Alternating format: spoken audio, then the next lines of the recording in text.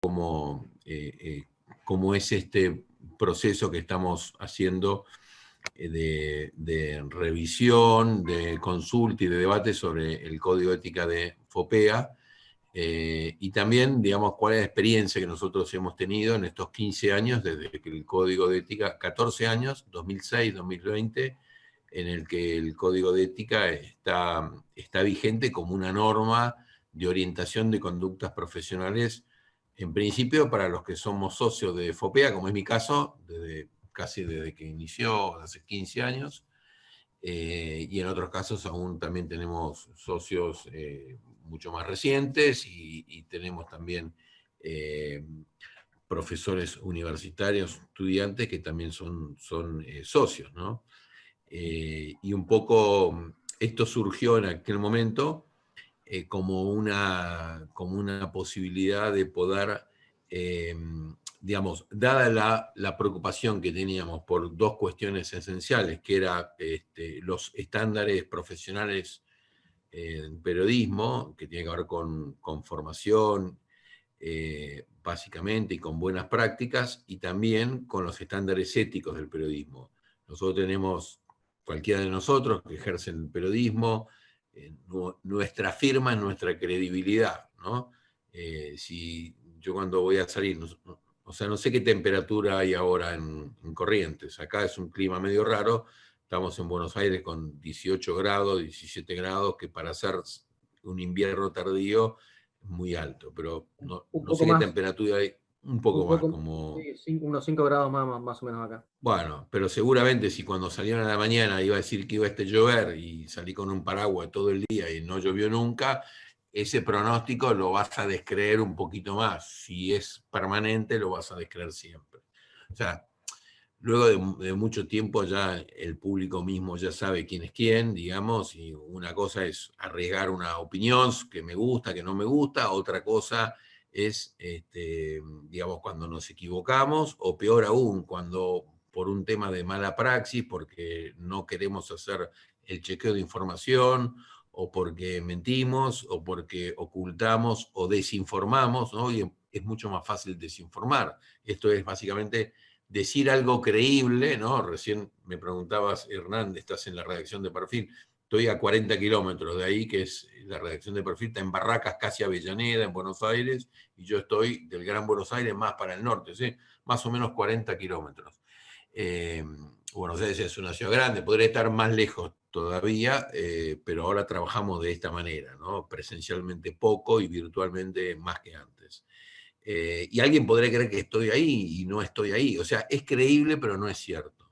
Entonces, a lo largo de estos años pasaron muchas de estas cosas y en aquel momento lo que se decidió fue preguntar a los socios, ¿no? Hoy FOPEA tiene 600 socios distribuidos en todo el país, más o menos como está distribuida la población, ¿no es cierto?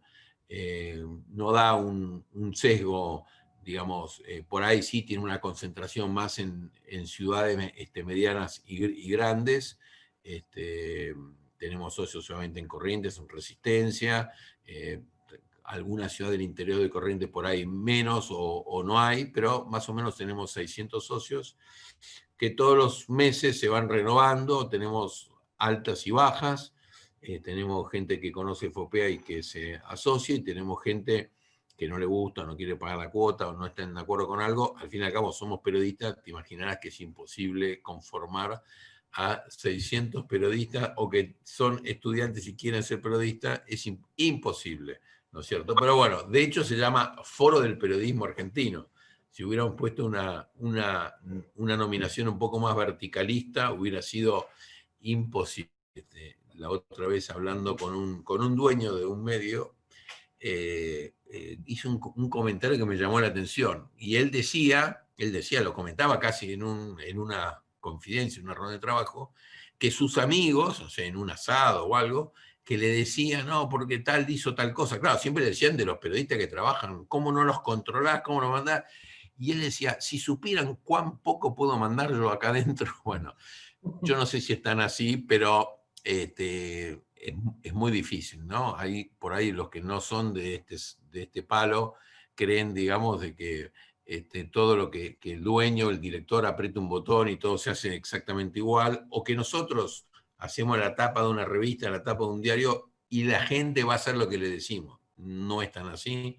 A mí me tocó trabajar algunos años en revista Noticias como editor, y era increíble porque a veces hacíamos tapas, tenía una venta promedio, ¿no? Y nos tocó, a mí me tocó estar ahí los años calientes de la 125, elecciones, era todo bastante, o sea que era un hábitat ideal para una revista así. Y lo que era increíble que a veces pensamos una tapa mucho tiempo, esto va a descoser, y de golpe vendíamos igual que vendimos la semana anterior con un tema muy frío. Y de golpe un tema que no dábamos 3 pesos, de golpe era el tema que más vendía en el año, ¿no? Entonces a veces uno lo que tiene que hacer siempre, como ciudadano, como persona, pero como periodista seguro, es ser muy humilde, escuchar mucho. La virtud de un periodista normalmente arranca no que sabe escribir bien, que sabe hablar con soltura, sino que sabe escuchar, ¿no? Sabe empatizar, sabe a ver qué está pasando, ¿no? Eso es condición necesaria, ¿no? Como la curiosidad, querer saber.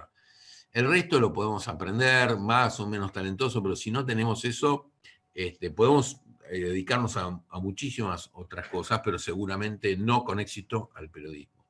Y en aquel momento lo que se Ahí se está cortando. jugó por estas dos preocupaciones, con canal más efectivo, una cuestión más colaborativa. Ahí se me va. Está viendo algunos cortes. ¿Se escucha bien?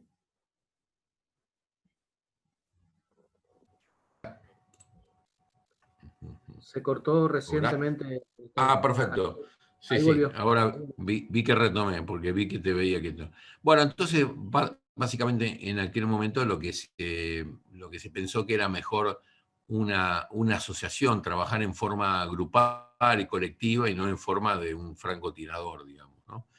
Porque eran cuestiones que nos atañían a todos y además, porque cuando hablábamos sobre credibilidad y demás, lo que hace otro también afecta a mi propia credibilidad. Yo es como que tengo que demostrar que no soy como el resto. Entonces siempre tratar de bregar, ojalá seamos muchos, aunque no sean socios de FOPEAS, es una asociación que es, digamos, escuchada, simplemente porque representa transversalmente a buena parte del periodismo. Digo transversalmente porque no es un sindicato de un lugar o una comisión interna de un medio, sino que trabajamos en distintas plataformas, en distintos lugares del país, somos de distinta edad y antigüedad de la profesión, y tenemos roles diferentes. Y la primera cuestión que surgió, hicimos una encuesta en aquel momento, después hicimos 2 encuestas más, cada 4 o 5 años hacemos una encuesta, para preguntarle a los periodistas, sean socios o no, qué les parece, cuáles son las dificultades mayores que tienen. Obviamente, como son periodistas, le preguntás qué dificultades tienen, todos dicen ganamos poca plata, nos pagan poco. Creo que si le haces a los maestros o a los médicos también van a decir lo mismo, porque creemos que nuestro rol es importante, no porque nos gusta hacer eso, a los médicos también les gusta ser médicos, es una vocación, o a los maestros también, es una profesión con muchísima dosis de vocación, pero también nosotros creemos que es importante el oficio del periodista porque de alguna manera nosotros trabajamos para un público que tiene un derecho constitucional, un derecho humano de estar informado, ¿no? La gente, el ciudadano en un sistema democrático sobre todo, que es el que está depositada la soberanía, tiene derecho a estar informado. Y nosotros tenemos ciertos privilegios, comillas, porque tenemos que dar información y opinar, expresarnos, porque la gente tiene derecho a estar informada. Por eso es que podemos llamar a un ministro, a un vocero, a un senador, a un gobernador, Y digamos, si no dice, bueno, ¿y vos por qué no me llamás? No, no, en todo caso me dirá, bueno, llamame en otro momento, habla con mi vocero, arreglemos la entrevista, pero no es que me va a decir, porque sabe que cuando habla conmigo, no habla conmigo, y vamos a hablar. El gobernador de Corrientes, no sé si es si es hincha de Boca, pero vamos a suponer que sea hincha de Boca, porque tenemos muchos hinchas en el interior, entonces podemos hablar horas sobre Boca, Román, si ahora viene el otro, pero no es que habla conmigo por eso. Habla conmigo porque yo trabajo para tal medio que le dije que le quiero hacer una entrevista o que le quiero hacer una consulta y él me derivará con quien me quiera derivar. ¿Por qué? Porque en el fondo la gente la que quiere saber, el ciudadano es el que tiene derecho a saber. Hay ciudadanos que pasan de eso y por ahí que no les importa, pero otros con justa razón, si tienen que votar, tienen que pagar impuestos, tienen que ejercer su rol ciudadano, tienen derecho a estar informados. Así que hay ciertos principios como el acceso a la información de los actos de gobierno y de la transparencia en general que los periodistas pedimos a la sociedad. Y en aquel momento lo que surgió, digamos, era de que muchos nos sentíamos en aquel momento un poco, iba a decir huérfanos, pero no, porque si no parecería ser que exigimos una figura paternal, digamos, que nos proteja, y no es así, no es lo que necesitamos. Sí necesitamos unas referencias, guías de referencias para actuar en determinadas situaciones. Si no, uno lo va haciendo, yo después de más de 30 años de estar ejerciendo, que conozco algunas cosas porque las viví, o las vivió alguien cercano, o lo presencié.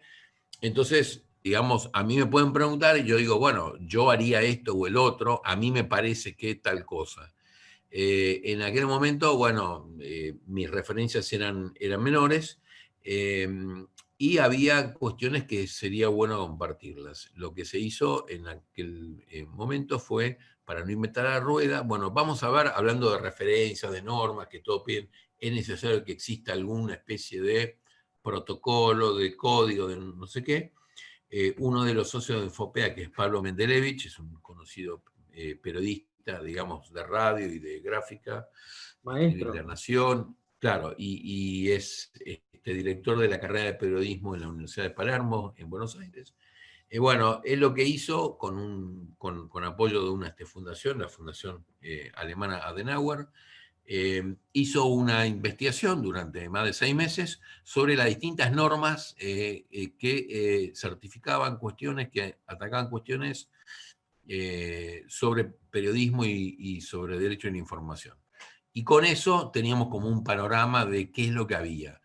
Se empezó a elaborar una propuesta de código en forma colaborativa, como pasa siempre. El 90% de las cosas eran aprobadas, digamos, porque era obvio, y había otro 10%, 20% de cosas que había cierto disenso, o era una zona gris, que había que discutir mucho más, y bueno, se llegó por consenso al Código de Ética que se sometió a votación a fin del año 2006. A partir de aquel momento, toda persona que quiere ser socia de FOPEA necesita 3 condiciones. La primera, que lo presenten otros 2 socios. La segunda, eso como en cualquier club o cualquier otro lugar, una presentación que avala que esta persona es periodista y trabaja y que es lo que le interesa. La segunda tiene que ver con conocer el código de ética y respetarlo, obviamente. Y la tercera es hacerlo respetar. No hay más condiciones. Un profesor, un periodista, columnista, colaborador, jubilado, estudiante, está todo bien. Y a partir de aquel momento, cada persona que es socia de FOPEA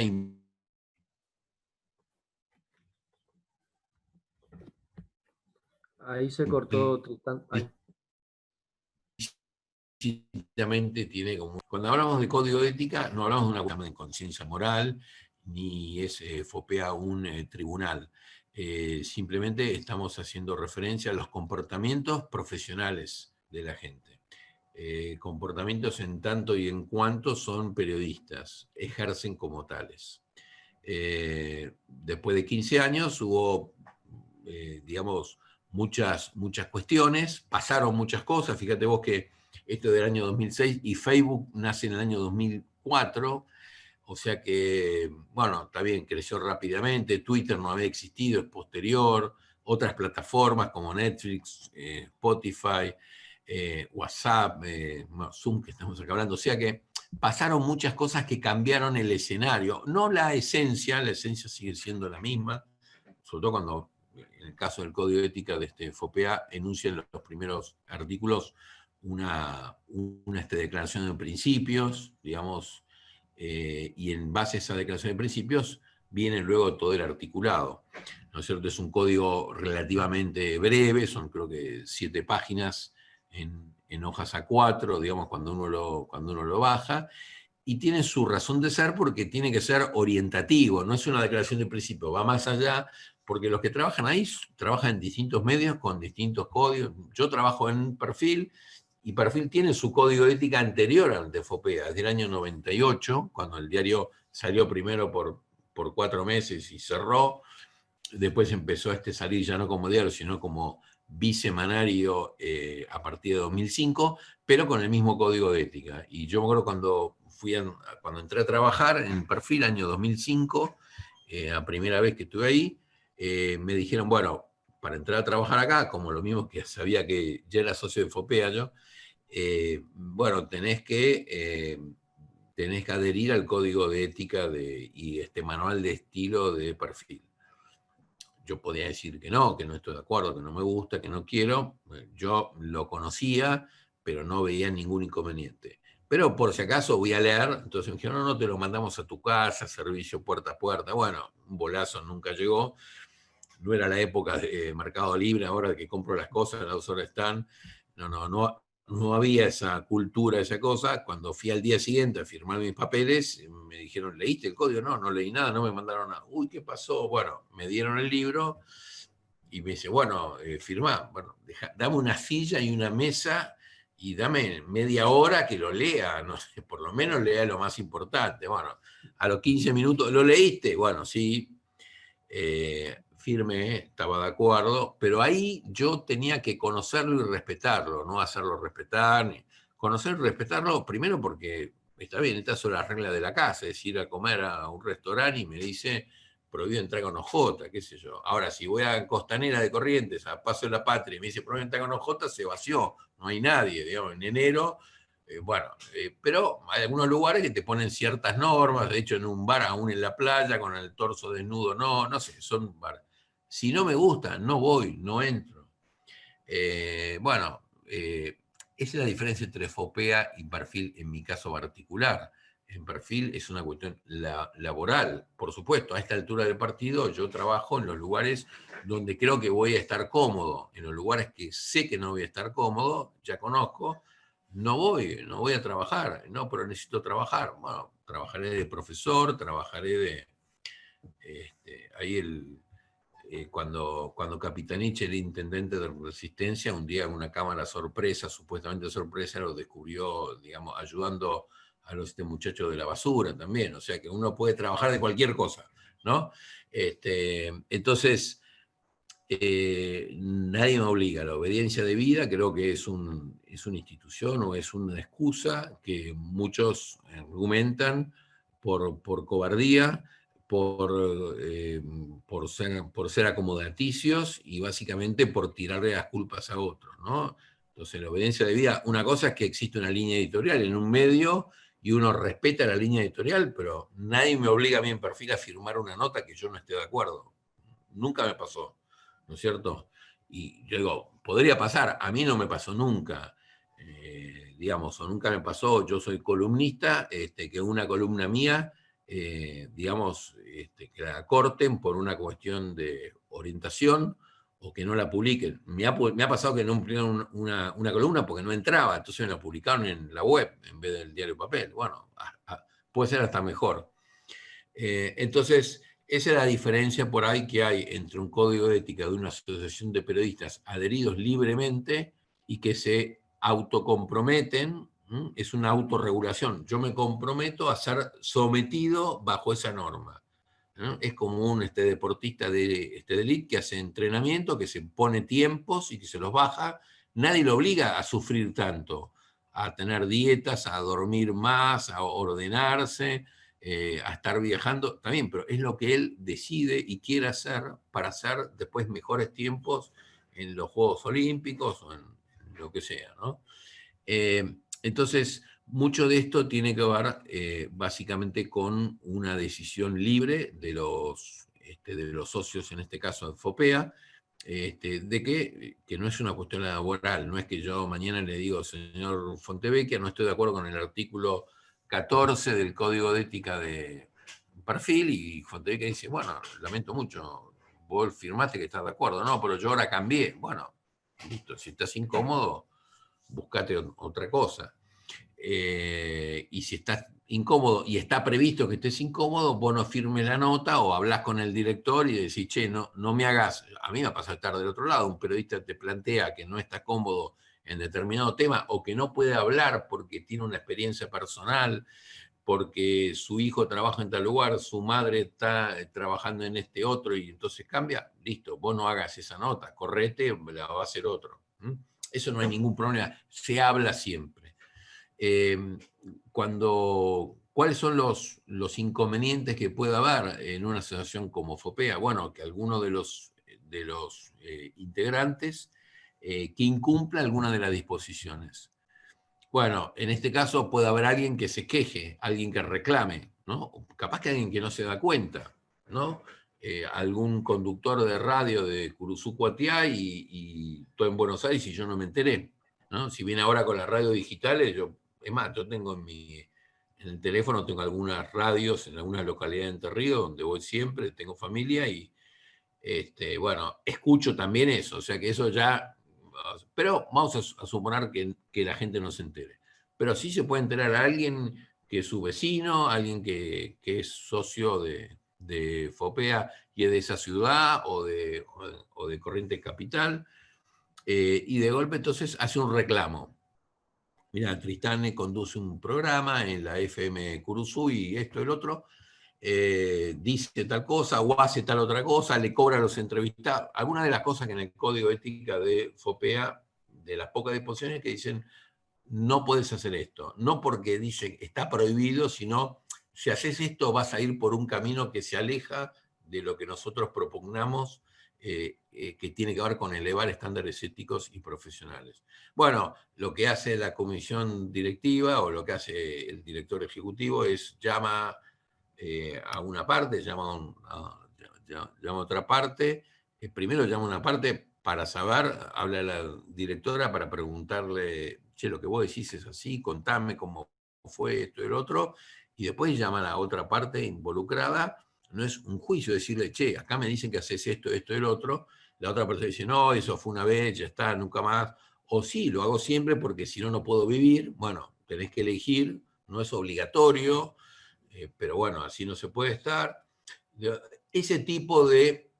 Alguien, la otra vez me preguntaban si existe alguna especie de sanción, ¿no? La sanción tiene que ver con que si no haces esto, bueno, vos te estás poniendo fuera de esta asociación, no es que nosotros te ponemos. Y de hecho en la historia de FOPEA no hubo ningún caso de expulsión de un socio, que está previsto, sino simplemente fue una autorregulación de su membresía, ¿no? En algún momento tiene que elegir, o sos socio y hacer determinadas cosas que ahora las tenés que dejar hacer, o no sos socio y seguís haciendo esas cosas que son observadas. Obviamente son cosas que no son ilegales, porque si fueran ilegales, bueno, simplemente esta persona, en vez de hacer un reclamo ante FOPEA, hace una denuncia penal, o ante el ENACOM, o hasta no sé qué, y ya se acabó. El tema ya no pertenece al ámbito de la ética profesional, sino al ámbito jurídico, tanto penal como administrativo, ¿no? Típicamente el que los ocupas digitales, ¿no? Los que están en frecuencias.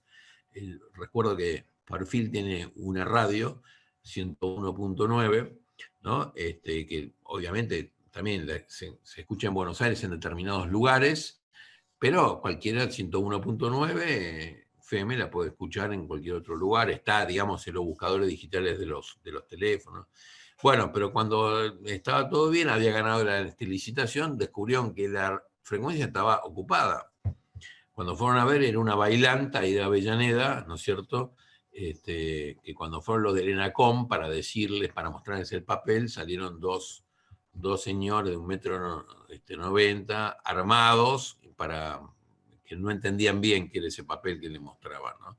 Así que bueno, eso fue una larga negociación después, que no sé cómo terminó, pero supongo que con algo más que un papel, con lo cual el perfil ya pudo utilizar ese lugar que estaba ocupado. Bueno, todo eso no es una denuncia, ese tipo no le interesa, ni FOPEA, ni los estándares éticos profesionales, era parte de un negocio y seguramente se fue de esa frecuencia y habrá ido a ocupar otra, digamos, y después habrá otro que habrá tenido que hacer el mismo trámite. Entonces, nosotros siempre bregamos por el comportamiento profesional de los periodistas, porque entendemos que además de marcar un estándar profesional común a todos, también es bueno que el mismo periodismo, o sea, el periodista propiamente, digamos, sea bastante crítico, así como somos de muchas cosas, también de nuestra profesión. Así me cuesta, o sea, exigirle a alguien que, no sé, o sea, que estacione bien el auto cuando yo estoy estacionado mal. Nosotros como periodistas y los medios en general tendemos a ser críticos, es parte de nuestra tarea el ser críticos. Ahí no hay ningún inconveniente. Imagínense ustedes que cuando ven un partido de fútbol, el comentarista se dice, todos jugaron para 10 puntos, pero capo, yo estoy viendo el partido, este jugó para 3, jugó para atrás por poco. Entonces, ¿cómo vas a decir? ¿No? Ahora está hablando Messi si se va del Barcelona, con cuánta plata, etcétera. Bueno, que vimos el partido de la Champions, perdieron 8-2, había algunos que no podían mover las piernas. Messi jugó un pésimo partido. No sé si es culpa de él, pero digo, no me digas vos, el mejor jugador del mundo en su mejor partido, porque evidentemente no fue así. Entonces, yo creo que nosotros tenemos que ser críticos con nosotros mismos, no con las personas, sino con lo que las personas hacen, que es diferente. ¿No? Yo no puedo juzgar a otro, eso que es la intimidad de la persona, y en todo caso, si es una cuestión jurídica, penal, hay jueces, fiscales, nosotros no somos fiscales, no somos jueces, no somos abogados defensores, simplemente lo que evaluamos son comportamientos en las áreas que tenemos conocimiento, que sabemos y que entendemos. Entonces, si no somos críticos nosotros, van a ser críticos otros con nosotros. Por eso gana terreno el concepto de la autorregulación. Es decir, cuando nos damos nosotros mismos una norma antes que venga otro a darla, que el otro que la da probablemente no sabe, no quiere o no puede. No entiende de qué va. Se usa mucho, por ejemplo, en el campo de la publicidad, ¿no? Donde está siempre al borde, cualquier regulación está al borde de la censura, pero si no tenés ninguna regulación, tanto de tipo jurídica como profesional, corres riesgo de que haya un desmadre. De hecho, la regulación de muchas cuestiones están jurídicamente ordenadas, publicidad de alcohol con menores, términos ofensivos, utilización de otras marcas. Bueno, en el campo del periodismo también, y después el tipo de autorregulación puede ser como el de FOPEA, que es una autorregulación más light, digamos, que no hay un tribunal de ética, no hay sanciones preestablecidas más que la última, digamos, es todo más conversado, o hay otras autorregulaciones mucho más fuertes, como la española, la chilena, donde hay colegios de periodistas que no llegan a tener una colegiación obligatoria, pero que los periodistas, digamos, tienen su ámbito de representación, tienen su tribunal de ética, pero bueno, hay una discusión. Nosotros en estos 15 años lo que fueron acumulándose cuestiones para resolver, el código de ética no se modificó, sí aparecieron protocolos o anexos que fueron tocando algún tema en particular, por ejemplo, redes sociales, ¿no? Entonces otro socio y colega también en la cátedra, Mariano Ure, elaboró, de acuerdo a normativas internacionales y demás, protocolos para uso de los periodistas de redes sociales. ¿Por qué? Pues la red social es más inmediata, si bien te permite corregir cosas, pero salió, digamos, ¿no? Cuando la cuenta es propia y cuando el medio. Hay un montón de cuestiones que en el 2006 no estaban previstas porque no estaban. Otra Están, que es, sí. Tristán, se va a cortar la sesión en 1 minuto 15. Nos volvemos a Perfecto, conectar, son varias sesiones, así que perfecto, el mismo código automáticamente, ¿sí? En un minuto. ¿Sí? buenísimo, ¿Sí? Así buenísimo. que, Así yo sé que terminamos con esto bien, de los anexos que bien, pusimos acá, y que son bien. los que ayudaron a modificar de hecho el código de ética, Bien, agregándole cosas. Y bien, ahora, y será cuestión de la próxima reunión, estamos en un proceso de reforma. bien. Los chicos ya saben el contenido del código de ética del 2006, así que podemos partir desde esa base, ¿sí? Así que, bueno, nos invitamos a reconectar. Y bueno, el que quiera aprender la cámara también está invitado, así Tristán también los va conociendo.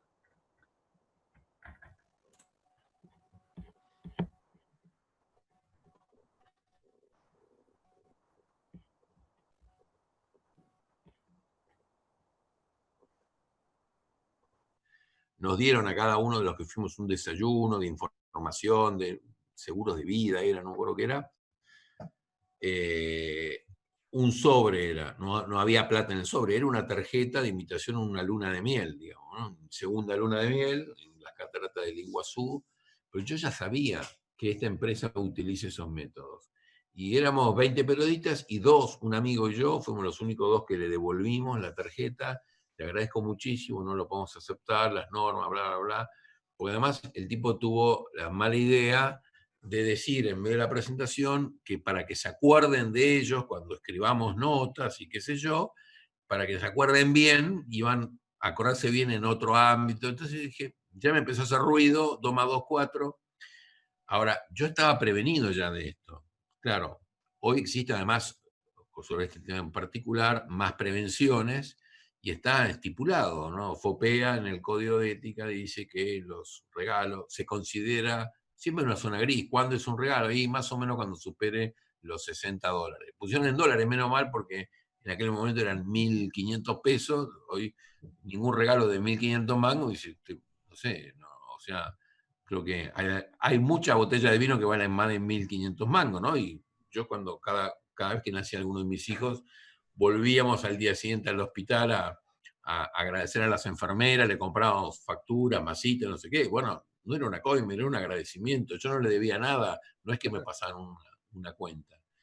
Y así con tantas cosas. Una tía mía trabajó en PAMI durante muchos años y siempre venía todas las semanas con algún regalo que algún viejito o el hijo de, bueno, en fin. Pero de ahí a otro tipo de regalos, ¿no? Como decía Don Corleone en El Padrino, es una oferta que no la podés rechazar, ¿no? Entonces cuando son este tipo de cosas, es mejor huir rápido, porque nos estamos vendiendo, ese viaje me hubiera durado una semana, o sea, mi esposa hubiera estado muy, muy contenta, de hecho tuve que llevarla después, la invité 2 años después a hacer el mismo viaje pagado en mi bolsillo, pero el espíritu de libertad que respire con esa empresa durante el resto de la existencia de la empresa fue mucho mayor. Así que, bueno, lo que se hizo en este sugerencia y pedido de que, bueno, había temas que cambiaron, escenarios que cambiaron, fue hacer un proyecto un proceso de reforma. Che, 15 años podemos cambiar, reformar, no sé qué. La idea fue primero hacer una consulta a los socios de qué temas eran los más preocupantes y demás. Nosotros, estas encuestas que mencioné al principio, cada 5 años las vamos haciendo. La última que me tocó organizarla a mí fue en el año 2015.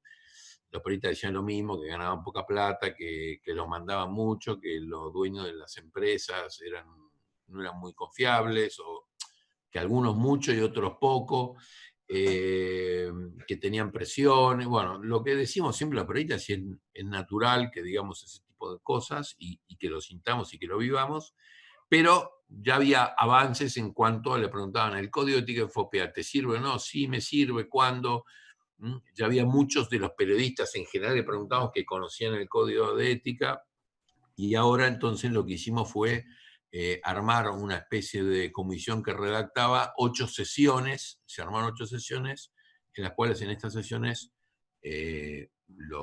todos los socios que querían participar, más otros invitados, porque el tema, por ejemplo, un tema de publicidad, invitamos a un miembro de la Asociación Argentina de Publicidad, o un tema de lobby político, invitamos a uno que trabaja en comunicación política, no es socio de FOPEA, eran como mini exposiciones de 5 minutos, a veces la lista de oradores eran 32, a veces eran 8, depende del tema y de la importancia o de la urgencia que había, y sobre esta base de estos 8 sesiones que duraron entre 1 hora y media y 3 horas cada una, bueno, hay una serie de conclusiones que se van a elaborar un proyecto de reforma y la idea es someterlo a votación de los socios para noviembre. Así que en noviembre tendremos un nuevo código. ¿Cuál nuevo será? Bueno, había un general que gobernó el país durante 2 días, general Nicolaides, no sé si alguno lo conoce, pero de origen griego, pero obviamente era un general del ejército argentino. Después de Malvinas hubo 2 días que no se sabía quién gobernaba, y él dijo que Argentina, esas frases célebres que quedan, no iba a dar un giro de 360 grados, ¿no? Todos ustedes son bachilleres, estudió matemática, el señor Nicolás se llevó matemática a marzo varias veces porque el giro de 360 grados es terminar en el mismo lugar. Bueno, nosotros probablemente le hagamos caso a Nicolás y terminemos en el mismo lugar, probablemente. Pero ¿cuál es la diferencia? Que hicimos un proceso de crítica, de comentarios, de polémicas, y por ahí vamos a llegar al mismo lugar. Probablemente no, será un giro, ¿no es cierto?, en vez de 360 grados, de 3 grados, de 10 grados, pero no exactamente igual. ¿Por qué? Y bueno, porque hay muchas cosas que vale la pena revisarlas, repensarlas. La diferencia está en el proceso. Luego de ese proceso yo estoy más convencido que antes, ¿no?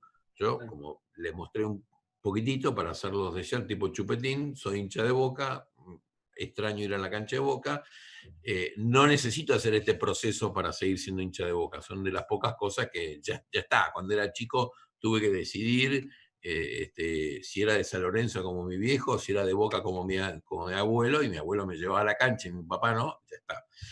Pero en este tipo de cosas sí, la revisión hace que quizás haya cambios porque la realidad cambió, quizás haya cambios porque nos dimos cuenta por ahí que muchas cuestiones eran muy exigentes para los periodistas o poco exigentes, y también hay muchos pedidos de socios del interior, o sea, cuando el interior digo no de Buenos Aires, sino de las grandes urbes, fuera de Rosario, Córdoba, Buenos Aires, creo que entre Córdoba, Mendoza, Buenos Aires y Rosario, está las 3/4 partes de los socios de FOPEA.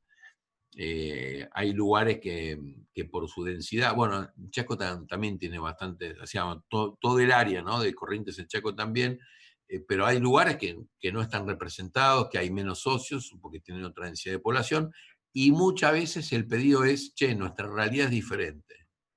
Ustedes están pensando del Obelisco, y nuestra realidad es diferente. Acá no tenemos empresas anunciantes, ¿no? Algún colega de Formosa, están cerca de ustedes. Formosa saben que es una provincia argentina que está gobernada hace 28 años por el mismo señor, ¿no? Y hace 37 por el mismo partido. Entonces, El reino de no hay Formosa. ningún problema. ¿Eh? El reino de Perdón. Formosa, digo.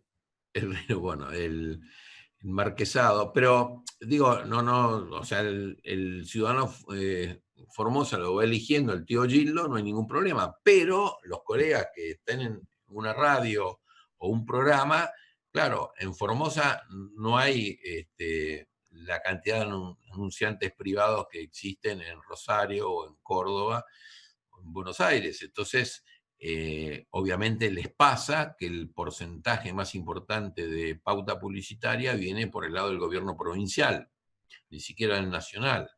Y como es el mismo comentarista que va a estar criticando o comentando una cosa, y es el que después toca timbre para pedirle, digamos, al secretario de medios que lo considere la pauta. Y bueno, ahí hay un problema. El segundo problema es cobrar esa pauta, porque si me porto mal me la patean 180 días. Y no es que digo que efectivamente se haga así, sino simplemente lo que los socios nos cuentan que les pasa. Entonces, es muy difícil en esos ámbitos donde es en presencia del Estado, Luis, digamos, ¿no? Hace 37 años por la misma familia que gobierna. Bueno, ese tipo de cosas evidentemente conspiran contra el grado de independencia. Independencia también es un grado, ¿no? Yo quiero ser plenamente independiente, absolutamente todo. Bueno, puedo abrir un blog, digamos, y comentar lo que tenga ganas, pero no voy a vivir de eso, probablemente. Entonces, la independencia no solamente hay que declamarla, sino que hay que conquistarla de alguna manera proactivamente, ¿no? Yo mucho tiempo trabajé en información económica, que dependíamos 80% de pauta publicitaria, el 20% era la venta de la revista, 80% pauta publicitaria. Claro, si yo tengo dos anunciantes, no sé, el Banco Macro y Techin, y bueno, y yo me peleo con uno, me estoy peleando con el 50% de mis ingresos. Una vez hice una tapa que me pareció que era muy creativa, donde estaba la señora de Fortabat, que era dueña de Loma Negra, ya que en paz descanse. Entonces, como tenía problemas económicos en la empresa, hicimos la estatua de Amalita en cemento resquebrajado, o sea que había cosas resquebrajadas. Bueno, ella entendió que le estaba diciendo que era una vieja caída, ¿no? Era vieja, sí, pero no era caída, era muy coqueta. Entonces nos quitó la pauta publicitaria para siempre, ¿no? 2 años. Me llamó el dueño y me dice, ¿qué hicieron? No, bueno, pero ¿qué pasa?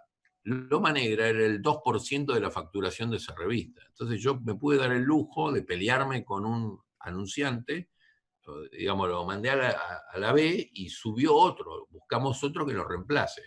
Ahora, si Loma Negra me daba el 50% de mi facturación, y qué sé yo, hubiera sido un problema. Entonces yo creo que eso es una política proactiva, ¿no? Yo voy a hablar sobre empresas, tengo que tener muchas, porque si tengo una sola, me lo hacen sentir. Es como el padrino, me comenta las cosas, ya está. Si hago información política en Formosa o en San Luis, digamos, seguramente me cuentan cómo es el tema y yo ya voy a saber para dónde van los tiros, ¿no? Felizmente ahora por la pandemia y todo esto, y los sistemas digitales también, primero que no dependo de un lugar geográfico y segundo que hay toda una idea de ir migrando la fuente de financiamiento de los medios hacia cuestiones más colaborativas, de membresía y demás. Bueno, podríamos hablar años de esto, pero estos son parte del nuevo escenario que fue surgiendo con Forte en los últimos 15 años y esperamos dar una respuesta a eso, siempre como orientación. Gustavo, seguramente habrá comentarios, preguntas, críticas, sugerencias, así que bueno, todo oídos para esto. No, bueno, básicamente yo creo que pasando en limpio algunas cuestiones, claramente creo que el eje principal por el que podemos movernos, y bueno, ya también abro el momento a preguntas de ustedes, chicos, que vayan surgiendo. El eje, digo, principal podría ir por el lado de lo que planteaste, que el trabajo del periodista nunca cambia, digo, siempre básicamente es el mismo. Esto es una actitud en el contacto con la fuente, la búsqueda de información, la búsqueda de datos, en un contexto que sí ha cambiado, ¿no? Esto es, bueno, redes sociales, un contexto de mayor complejidad económica de las empresas periodísticas y de financiamiento, más aún en entornos menos proclives al crecimiento de la publicidad privada y más proclive al crecimiento de la publicidad estatal. Así que creo que es complejo moverse en ese escenario, pero creo que el camino es ese. Es un camino más complejo y uno debe reforzar en principio como periodista algunos comportamientos profesionales básicos que no se ponen en discusión, que están firmes y que deberían ser la fuente donde encontrar las respuestas para enfrentar este tipo de inconvenientes que son nuevos, que son desafiantes, ¿no? Que son económicos, que son éticos, que son propios de la distribución, las redes sociales, de un entorno mucho más complejo. Hay algunas preguntas, y si no, yo después arranco con las mías. Mi encuesta sobre código de ética. Bueno, yo quería empezar preguntándote. Perdón, Gustavo, eso simplemente es una mini encuesta que ponemos cuando vamos. Son dos preguntas para que conteste el que quiera, obviamente, que nos ayudan a tener una mirada más general sobre esta cuestión. Bien. Yo, Tristán, quería preguntarte, nosotros vemos gestión de medios, management periodístico y demás. Vos también tenés una formación académica importante y relevante, incluso en el área de la gestión de la empresa periodística. Yo quería preguntarte cómo ves vos el futuro de las empresas periodísticas y más que nada desde el punto de vista del financiamiento y que tiene que ver también con esto de cómo el periodista en un contexto a veces mucho más pequeño, ciudades más pequeñas, puede o podría aspirar a generar emprendimientos propios, tal vez algunos proyectos más orientados hacia el espacio de nicho.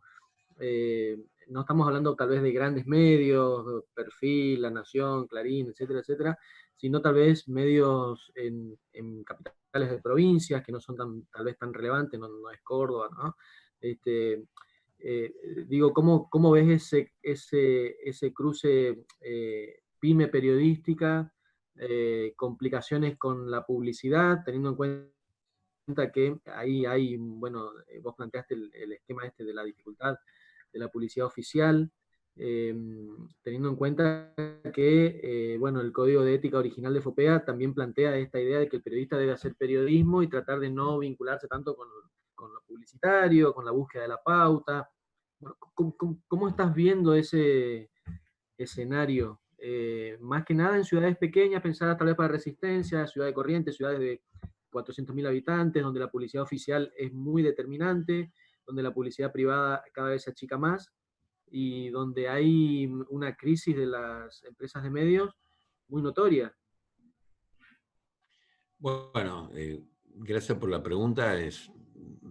Se me disparan varias cosas reales en la misma dirección, ¿no es cierto? La primera es, yo creo que ayer hablando justamente con un amigo que es un emprendedor serial, periodista también, se dedica a temas deportivos y marketing deportivo, periodista de negocios, nos conocimos hace muchísimos años, somos buenos amigos, lo invito todos los años a uno de mis cursos y siempre viene, y entonces me dijo, bueno, este año voy a hablar iba a hablar sobre cómo la pandemia le hizo cambiar a él de escenario, ¿no? El giro de 180 grados era, no el de Nicolai de 360, entonces como tuvo que sacar de la galera un plan B, ¿no? Y el periodista muchas veces tiene eso, ¿no? Que estamos atentos, porque a veces vivimos en un país donde, especialmente los que trabajamos con información más urgente y dura, te cambia todo de golpe, ¿no es cierto? De golpe te cambia todo, ¿no?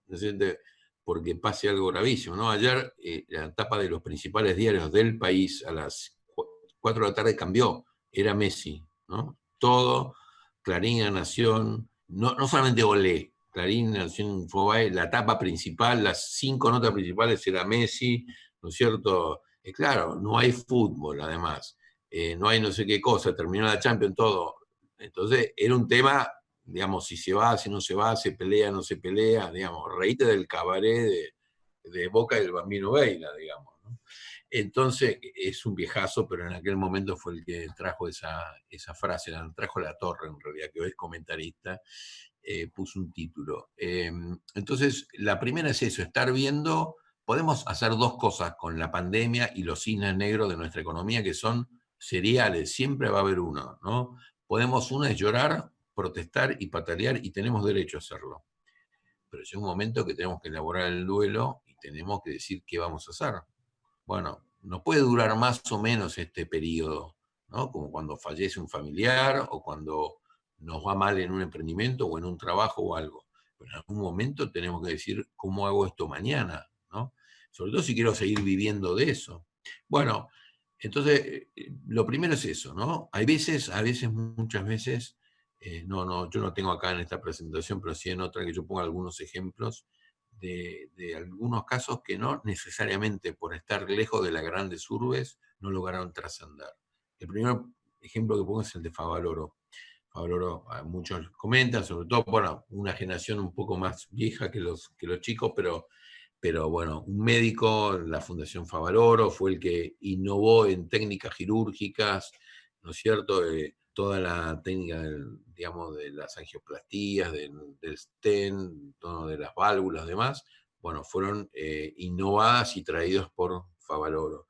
Y era un médico que empezó como médico rural, estudió en La Plata, de médico rural en La Pampa, durante 10 años. 10 años, alguien puede decir, perdido en un pueblo, enterrado en un pueblo. Bueno, a eso le dio mucho tiempo, mucho contacto con la gente, mucho tiempo para estudiar, después se fue a perfeccionar a Estados Unidos.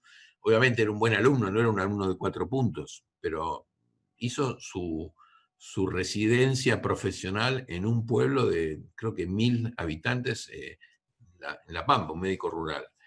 Y luego innovar acá. El otro es el de Cortázar, que muchos de ustedes son lectores de Cortázar, han leído cosas de él alguna vez, también fue periodista, era colaborador en unos medios, y él era profesor de literatura, y durante casi 10 años fue migrando por los distintos pueblos de la provincia de Buenos Aires y de La Pampa, enseñando castellano y enseñando francés, o sea, idiomas.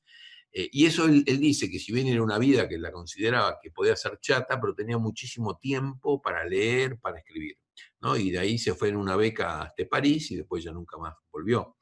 Pero o sea que no necesariamente estar lejos de la gran urbe nos trae una capacidad disminutiva. Sobre todo ahora que yo estoy charlando con ustedes, estamos en Corrientes y ustedes mañana a la noche se pueden conectar y entrar en un Zoom y en una capacitación en otro lugar o estar, digamos, hay barreras que la pandemia rompió, que son más de tabúes, ¿no? Yo ahora que en este curso que hago, que invito en cada semana a un directivo de un medio, bueno, yo ya no me importa de dónde son, y tengo un amigo que trabaja en Madrid y tengo que ver cómo son los horarios, nada más, pero con mucho gusto va a venir. Es como si vos también, Gustavo, quisieras invitar a alguien de Buenos Aires o a alguien de Santiago de Chile y lo puedes hacer sin ningún problema. O sea, no cuesta un peso. Ni siquiera tenés que juntar plata, una vaquita para el pasaje. Nada. Entonces, hay cuestiones, digamos, que forman parte de la organización y de la mentalidad, que la pandemia, si bien en el saldo va a ser negativo en cuanto al impacto económico, deja otro impacto que rompe un montón de tabúes, un montón de cosas. Por ejemplo, que nosotros concretamente en Perfil trabajamos y no sé dónde está el resto trabajando. Yo ahora corto esto y me tengo que meter a publicar unas cosas y antes contesté unos mails. La persona a la cual yo intercambié un audio, un mensaje, me mandé una foto, no sé si está en Loma de Zamora, en Gran Buenos Aires, en Capital Federal, o está viviendo en Mar del Plata porque se quedó ahí por la pandemia. No tengo idea. El otro día me tocó en la facultad tomar un examen y había una chica que era de Mar del Plata, yo nací en Mar del Plata también, así que enseguida tomé parte de mi examen, era sobre ciudadanía marplatense, ¿no? A ver, vos sabías que Piazzolla nació en Mar del Plata, sabés quién es esto, quién es el otro, sabía la chica, bien. No era una habitante, sino que era una ciudadana. Pero digo, y ella dio todo el examen desde Mar del Plata y se quedó todo el semestre ahí y cursa en Buenos Aires. O sea que hay cosas que cambiaron. Entonces, el tamaño de una empresa, la pandemia también la hizo una fortaleza y una debilidad. Hoy una empresa de medio que tenga 500 empleados en Buenos Aires, yo creo que es una debilidad, no es una fortaleza. Pues son 500 sueldos que tienen que pagar todos los meses. No, pero el ATP, el Estado te ayuda con hasta el 50% de dos sueldos, o sea, un sueldo mínimo, que en Argentina es muy bajo, con ciertas condiciones, no con todas las condiciones. ¿Mm? En mi caso, el sueldo mío no lo pagó porque yo tengo pluriempleo, trabajo en la universidad, entonces por alguna razón, para tener miedo que me lo estén pagando de todos lados, a mí no me lo paga nadie. Bueno, entonces hoy es un inconveniente una estructura. Esta redacción que ven acá atrás es una redacción modelo. Cuando estén de visita en Buenos Aires, con mucho gusto le hago el tour, pensada para 400 personas. Hoy trabajan seguramente en un rato, llegarán a haber 50, no 400. Y los otros 350, ¿qué hacen? Trabajan desde la casa. Entonces, ese tipo de organización cambió.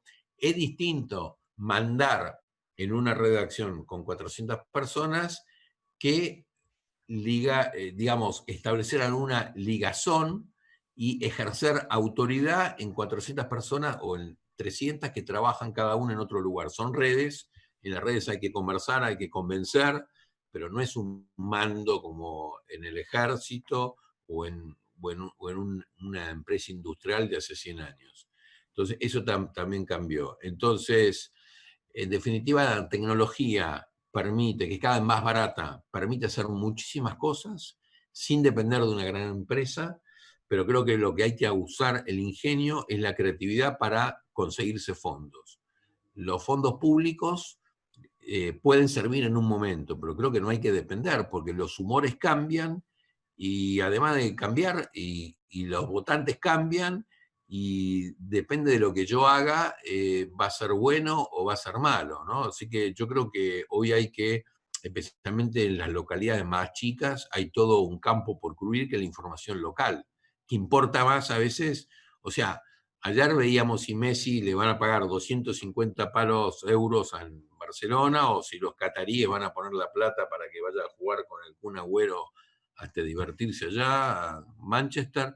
Pero fuera de eso, también seguramente en Corrientes será más importante a ver qué pasa con Regatas Corrientes, o qué pasa con si va a resucitar Mandillú o no, si la costanera va a estar abierta en tal horario, que un medio de Buenos Aires no lo va a reflejar. No lo va a reflejar porque solamente es el 5% del público, entonces atiende al otro 95%. Y en los sistemas de membresía que preguntabas, también es una cuestión que está evolucionando.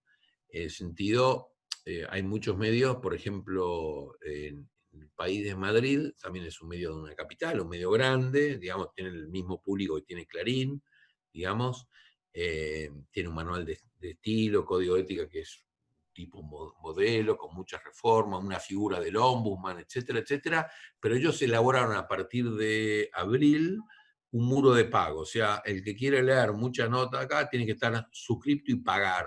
¿Cuánto? No sé, como comprar 4 diarios por mes, ¿no? Bueno, eso a ellos les da cierta independencia, porque se les cayó el anunciante privado, porque el anunciante privado, ¿qué voy a anunciar? Venta de hoteles o de aviones si la gente no viaja. Entonces, la creación de un muro de pago me parece que tiene otra parte, es ¿qué le doy yo al tipo que va a pagar adicional de lo que tenía antes, que era gratis? Algo le tengo que dar, que es qué valor percibe, ¿no? Y entonces, para un medio de una ciudad pequeña, por ahí la membresía tiene que ver con organizar alguna actividad, con una función de teatro cada tanto, con, no sé, algo para que el tipo diga, esto que estoy poniendo justifica. Y si no, el método que, por ejemplo, utiliza Página 12, que cuando ustedes leen una nota, Página 12 de Buenos Aires, termina la nota, son notas cortas, no son notas largas, y dice, bueno, como llegaste hasta acá, hasta el final, quiere decir que te interesa lo nuestro, y te invitamos a que seas amigo de Página 12, que pongas plata. No hay un muro de pago, pero podrían hacerlo, pero casi es como una ONG, como Greenpeace, ¿no? Que pone plata y para que sigamos vivos, ¿no? Y Página 12 es un medio con fines de lucro que tiene una propiedad de que es el dueño, es un sindicalista, un sindicato, es una cosa media poco clara, con lo cual no sé que sea ilícito, pero que está vinculado claramente con un sindicato que es el de los encargados y porteros de la Ciudad de Buenos Aires. Y hoy es amigo de la casa, entonces, bueno, tiene algunas ventajas. Así que, bueno, podríamos hablar horas de esto, pero creo que lo esencial es que obliga al periodista a ser más tecnológico, a utilizar las herramientas, a ser creativo, a ser innovador, y sobre todo en Argentina, y sin esto al muere con el resto, a ser resiliente, ¿no? Digamos, a ver, yo me lo banco esto, yo me lo banco, esto me fortalece, esto debería fortalecerme. Si no, estoy condenado solamente a buscar trabajo en alguien que me dé empleo, pero en una industria que cada vez ocupa menos gente en forma de empleado en relación directa.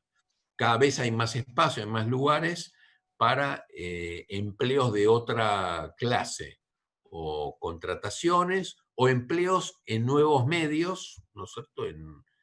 No sé, en los mercados libres, aunque exista, digo mercado libre porque es la empresa más grande que hay en este rubro, pero no es específicamente información, pero que hay muchísimas que tiene que ver y cuya edad promedio es 20 años más baja que la que encontramos en La Nación o en Clarín. Exactamente. Eh, chicos, si hay alguna pregunta, yo quería, bueno, quedan 7 minutos y medio, quería hacer una pregunta que creo que a lo mejor te va a llevar un poco más de 5 minutos responderla. Dice el punto 2 del Código de Ética de FOPEA, dice, son objetivos irrenunciables para el periodista el rigor y la precisión en el manejo de datos con el fin de alcanzar una información completa, exacta y diversa, ¿no?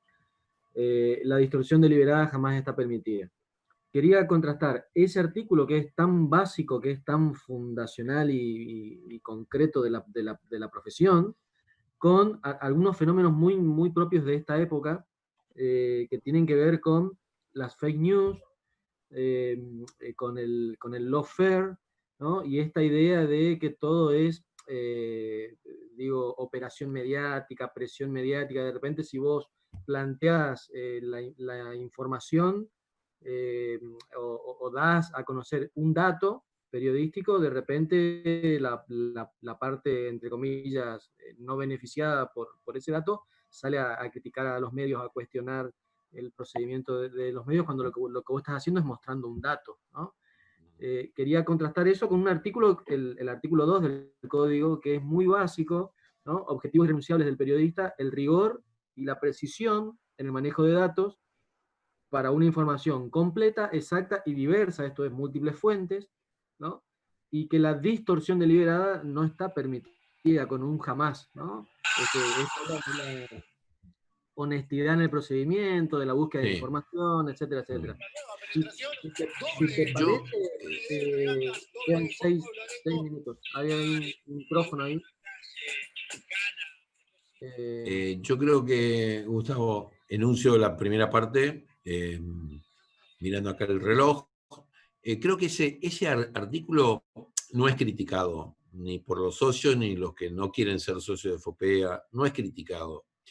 En todo caso, algunos lo seguimos manteniendo como un objetivo deseable y como un faro, digamos, y Absolutamente. otros dicen, no, es utópico, estamos en otra realidad, no digo, estamos en otra realidad, y es una realidad donde es una guerra y todo vale, o son posiciones encontradas, y bla. Pero creo que el artículo en sí no está criticado, sino lo que se No, no, no. entiende como que No, no, cada cosa, por eso, claro, por eso la pregunta es qué análisis podés hacer de este artículo, que creo que es fundacional. Si uno tuviera que elegir un artículo del Código de Ética de FOPEA, no sé, este sería seguro sí, sí. uno de ellos. ¿Cómo compatibilizamos esto que es tan básico para la profesión con estos otros fenómenos que están poniendo en discusión una cantidad de cuestiones que son básicas y que hasta hace un par de años nadie se atrevía a discutir, que vos, porque planteas un dato, estás haciendo lawfare, presión mediática, Claro. todo es fake news, vos publicás algo y Trump te dice fake, fake, fake. Entonces, digo, cómo el periodismo vuelve a plantearse estos temas que son agresivos hacia la profesión. Claramente esto es una agresión hacia el campo profesional, y qué respuestas puede encontrar el periodismo frente a todo este tipo de cuestiones, ¿no? Si te parece, nos volvemos a conectar, quedan 4 minutos como para ir procesando la información. Dale, Eh, dale. y de paso les digo, chicos, bueno, aprovechen a Tristán, tiene mucha experiencia trabajando en medios de Buenos Aires, ha dirigido medios, trabaja en redacciones amplias. Nosotros estudiamos mucho el tema de toda la línea de FOPEA, la línea de ADEPA, la industria periodística argentina, local, la situación de Perfil, La Nación, Clarín, etcétera, etcétera. Digo, hay muchas preguntas en función de lo que es el código de ética de FOPEA y la realidad que muchos de ustedes viven acá, porque muchos de ustedes están trabajando en medios aquí locales, entendiendo cuál es la realidad, todas las conocemos, lo que son los medios en Chaco y en Corrientes. Bueno, aprovechemos para preguntar, porque él está cediendo su tiempo en función de, bueno, de poder dejarnos herramientas. Finalmente, nosotros tomaremos herramientas de esta charla que nos servirán para seguir avanzando y pensando en la profesión, ¿sí? Así que nos volvemos a conectar, ¿sí? Quedan 2 minutos. Dale, perfecto. Bien, bien. Gracias.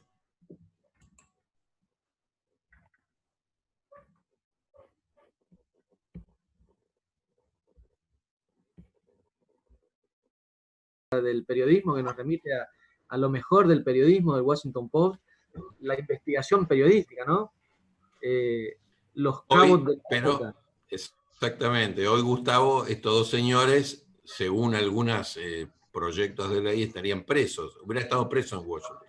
En vez de haber ganado el premio Absolutamente. Pulitzer, hubieran ganado un premio interno de la cárcel de Alcatraz, digamos, por atentar contra la seguridad del Estado, ¿no? Y de hecho hay un caso, bueno, seguramente lo vieron en Derecho a la Información, hay un caso señero, hay una película del tema, que son los papeles del Pentágono, que intervino en el New York Times y el Washington Post, donde la Corte de Estados Unidos reconoció el derecho a la libre expresión, aún en aquellos temas que atentaran contra la libertad, contra la seguridad del Estado, ¿no? Porque lo que hicieron los dos diarios fue publicar de muchas mentiras que se habían dicho, como luego pasó en la guerra de Irak, muchas mentiras que se dijeron durante la guerra de Vietnam, y que eran insostenibles.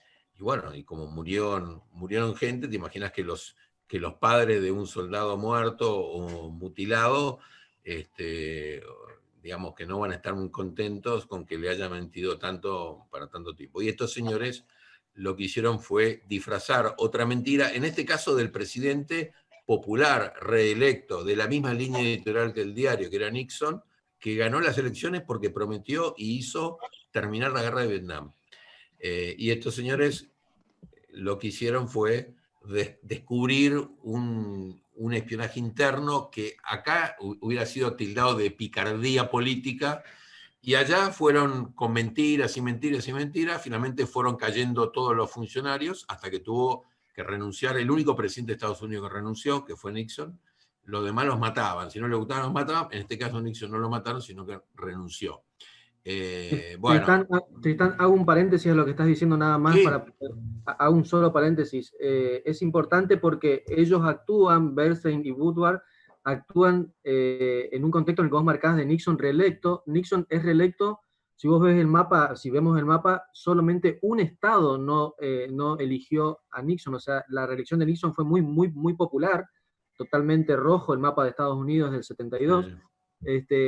Y también esto nos reenvía a un punto muy importante que trata el Código de Ética de FOPEA del 2006, que es el secreto de las fuentes, ¿no? Teniendo en cuenta que ellos trabajaron con la fuente en ese momento Garganta Profunda, emblemática del periodismo, que en 2005 Mark Felt, en 2005 reveló que él había sido el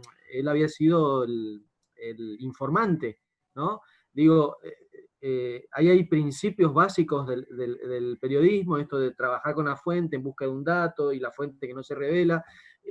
Después de décadas y décadas, recién la fuente por sí misma decidió hablar. Digo, hay una cantidad de procedimientos que nos hablan del periodismo, en sus bases sí. fundacionales. Esto es investigar al poder, un poder que era muy, muy poderoso en ese sentido, digo, un poder muy, muy fuerte, el de Nixon reelecto, y aún así el medio trabajó. Bueno, eso. Sí, claramente, y te diría que además de todo eso, digamos, es un caso que yo creo que con el tiempo adquiere otra relevancia, porque el medio y el gobierno eran de la misma línea política, ¿no? Es como si la nación criticara a Macri o China 2 criticara a Alberto Fernández.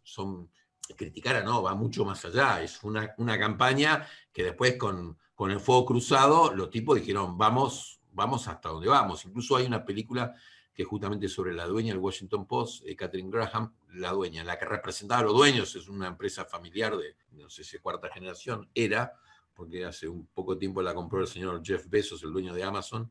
Un día se despertó, ¿qué me gustaría tener? Y de su bolsillo, de su cuenta, no de la de Amazon, compró por 250 millones de dólares. Te compra el pase de Messi y el Washington Post. y eligió el Washington Post, que hoy es un diario modelo. Uno dice, oh, no, este lo va a transformar. Hoy, al contrario, es un diario que mejoró porque el enfoque que le puso Bezos, respetando la línea editorial del diario, además, lo hizo un diario mucho más amigable con nuevas tecnologías, con escuchar más a los públicos y demás. Pero el hecho de que fuera la misma línea editorial es que muchas veces, y tiene que ver en concreto lo que estabas preguntando, muchas veces los que están fuera del ámbito del periodismo no entienden la lógica del periodismo. Entonces, en aquel momento el círculo republicano, no Nixon por ahí, porque Nixon era un tipo muy, muy inteligente, con muchos años de Washington, fue vicepresidente de Eisenhower, perdió las elecciones presidenciales contra Kennedy, digamos, fue senador, o sea, un tipo realmente, digamos, con muchísimas horas de vuelo. Conocía, pero no era querido. Tenían amigos y enemigos, y de hecho, la Garganta Profunda, la fuente al cual acudían ellos, era el número 2 del FBI, no era uno del Partido Demócrata. Pero muchos creían de que por ser el Washington Post amigo de la casa, seguramente no iba a hablar de esto, del otro. Lo mismo pasó con los papeles del Pentágono, y llega un momento que al medio lo pones contra la espada de la pared, digamos. ¿A qué soy fiel? A mi línea editorial, a mi público. Un medio que elige ser fiel a un anunciante o a un gobierno, está bien, tendrás una bonanza de algún tiempo, pero tarde o temprano esa factura te la pasan, digamos, ¿no? Entonces a veces los políticos, ¿no?, en general, sin un partido, pero en general, no entienden esa lógica, ¿no? Y creen encasillar a un medio en un lugar o en otro, y aun cuando el medio sea proclive a una línea política, y hoy estamos con tal o tal, en algún momento le va a dar la espalda porque no se va a atar, digamos, a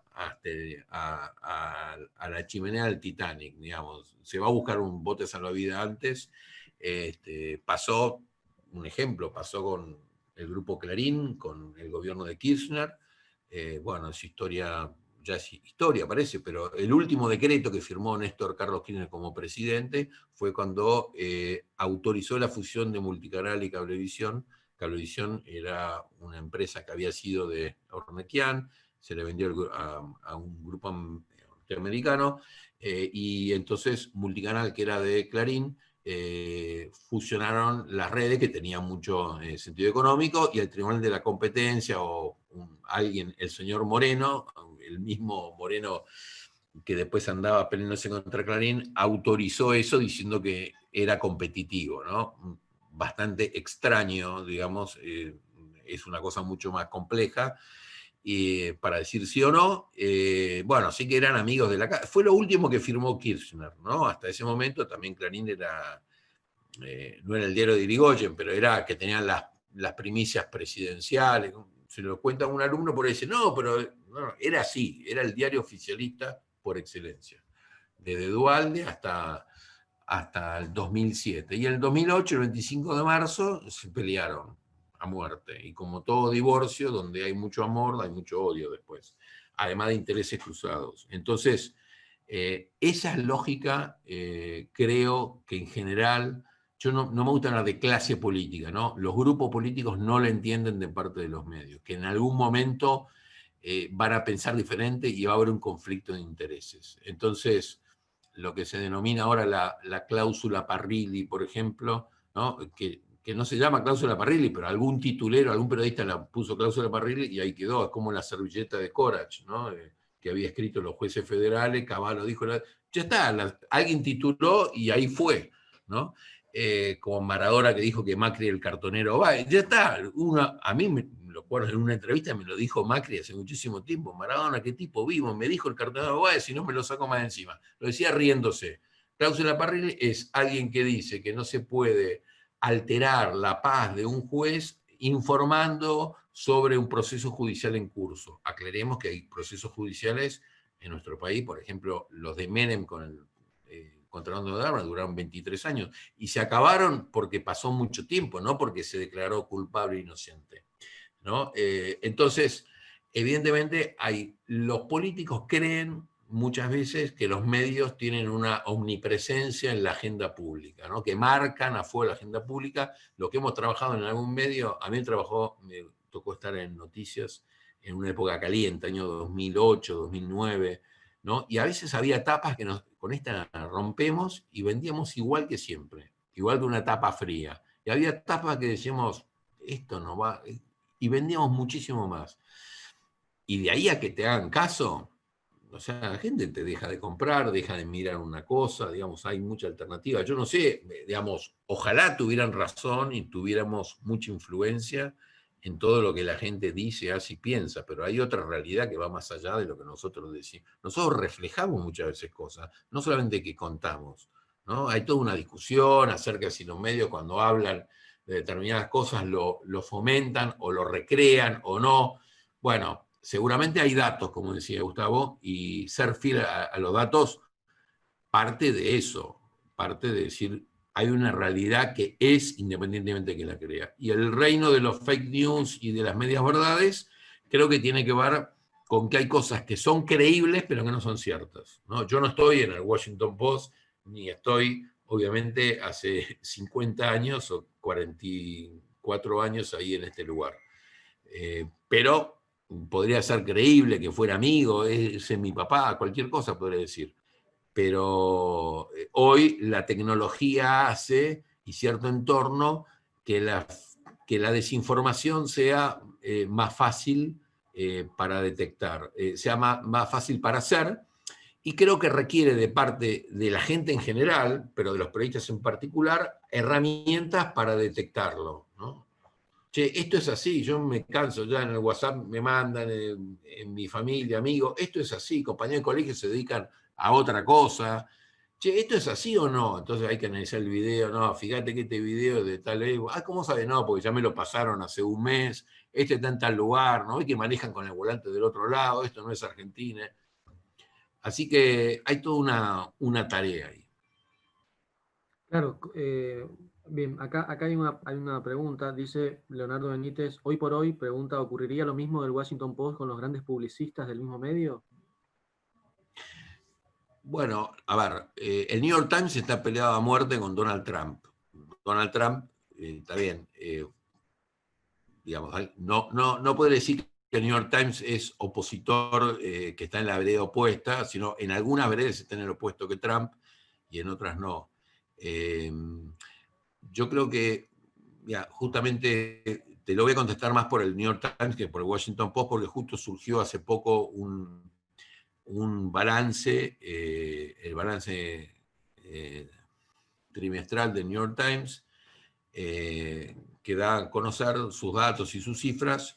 Ese es un punto que nos lleva en ventaja en el mundo anglosajón, que las empresas cotizan en bolsa, entonces tienen las acciones abiertas al público y la gente tiene derecho a conocer y exige conocer cosas. Acá el único que cotiza en bolsa, acá es el Grupo Clarín, ¿no es cierto?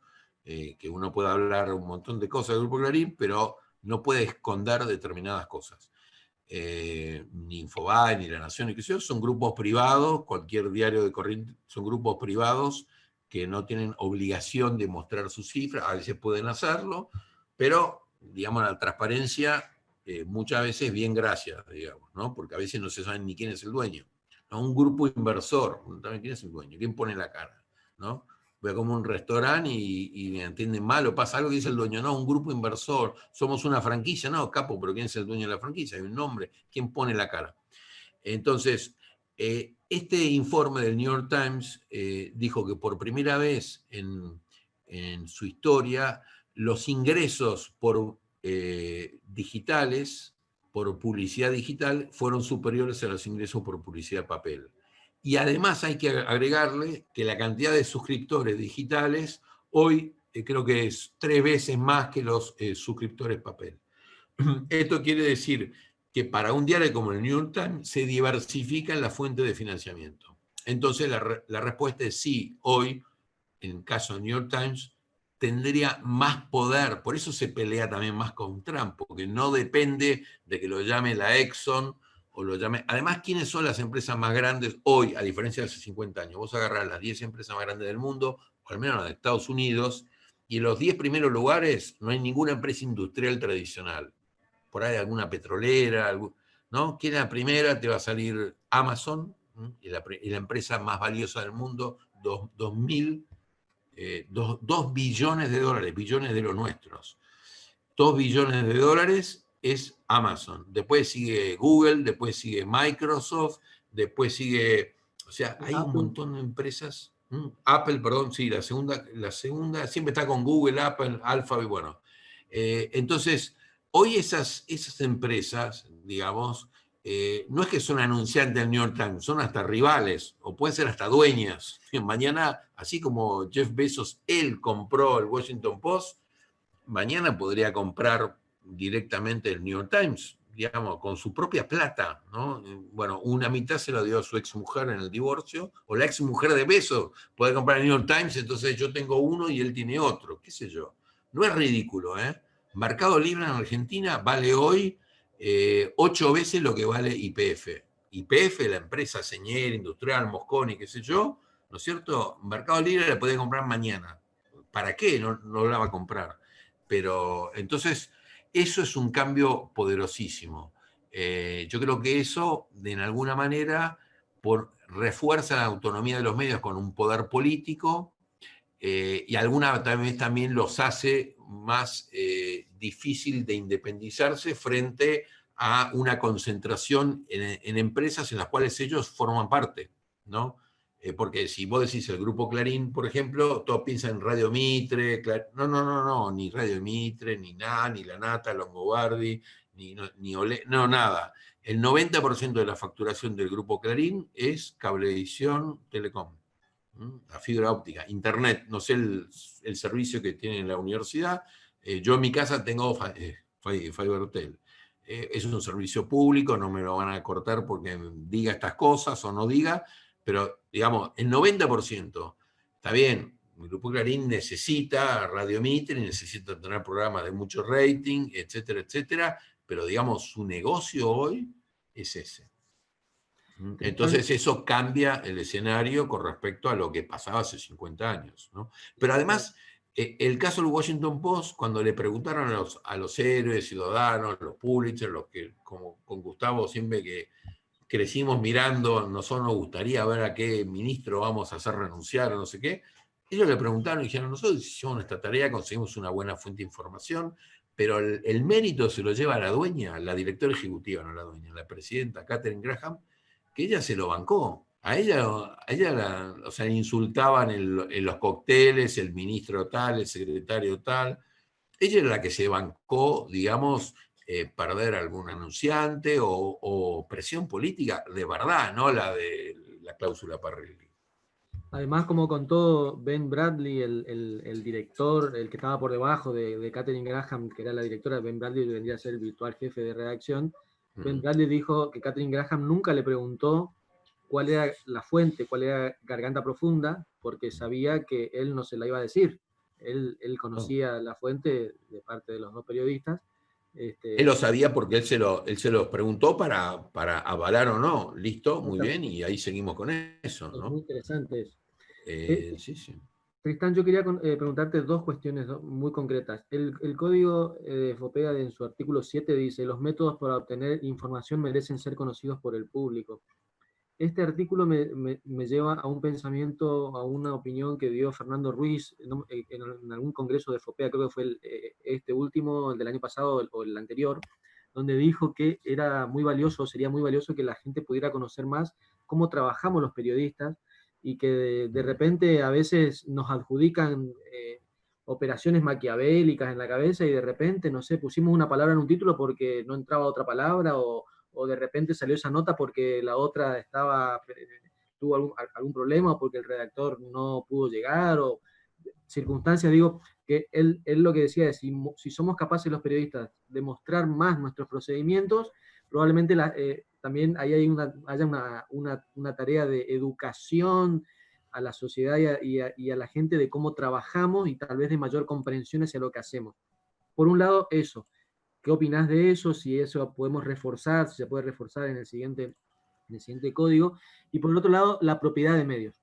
En Corrientes, la propiedad de medios generalmente está en manos de dirigentes políticos. Y contrasto esto siempre con lo que alguna vez escribió y dijo Fontevecchia, esta idea de la necesidad también de pensar más en editores periodísticos, en dueños de medios que hayan sido periodistas, o en valorar eso, ¿no? Digo, si a lo mejor el código de ética podría propender a plantear un artículo parecido o algo así que dijera que se valora o se ve con buenos ojos que los medios, la propiedad de medios, esté en lo posible o sea valorada cuando haya periodistas o editores, o que eso es bueno para la industria. No sé si fui claro. Sí, clarísimo.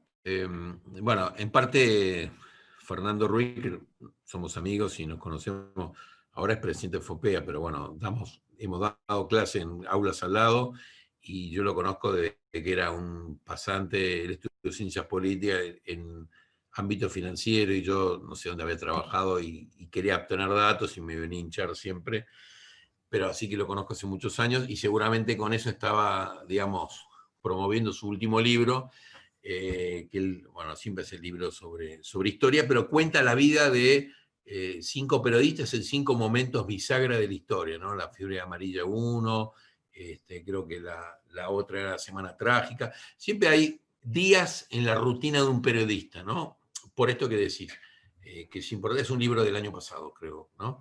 Que él investigó, pero después lo cuenta como periodista con un poco más de gracia. Así que conocer las rutinas es difícil a veces que la gente conozca todo, por eso digo que a veces creen, digamos, el mundo político, el mundo empresario cree que todo está en venta, ¿no? Que la tapa, que los periodistas estamos alquilados, que todo hombre y mujer tienen su precio, todo espacio en general creen eso, ¿eh? Yo lo he hablado y a veces digo, no, porque tal lo hizo con tal, lo hizo tal agencia, y entonces cuando vos le devolvés algo, cuando le decís que no, los tipos a veces no entienden. Cuando son más inteligentes y tienen muchos años en el negocio, se dan cuenta de que hay unos y otros, ¿no?